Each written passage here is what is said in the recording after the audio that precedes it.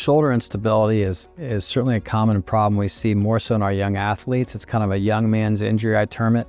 It's typically a traumatic injury that occurs in sports, whether it's football, basketball, rugby, hockey, wrestling, or sometimes more industrial athletes in the workplace from a fall.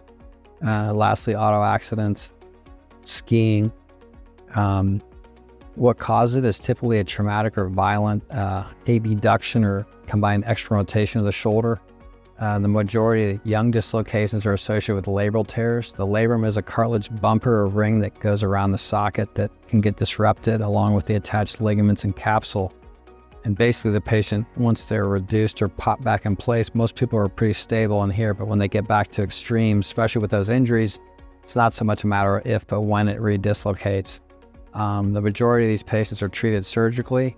We're certainly a little bit more aggressive, obtaining early advanced imaging in the form of MRIs to document it, just because, again, we know statistically if they have the Bankart lesion or the interlabral tear, they have, in some studies, it shows it approaches 100% recurrence rate or re-injuries.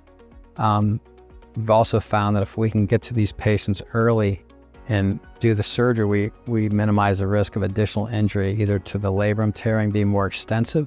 The other thing that's become more recognized with dislocations, especially in traumatic injuries in young patients, is bone loss that can happen. The more the shoulder dislocates, the front of the glenoid or socket gets pounded down, so it's kind of like a broken golf tee. Harder to keep the ball in the socket. So not only do our surgeries treating just these soft tissue injuries of the labrum and the ligaments, but more and more we're recognizing there's a bony component that sometimes needs to be addressed, either at the time of the primary surgery by restoring some of the bone with a fractured fragment. There's also bone block transfers or a ladder J procedure, initially from France. It's done more and more to minimize the recurrence of dislocations in these collision sport athletes.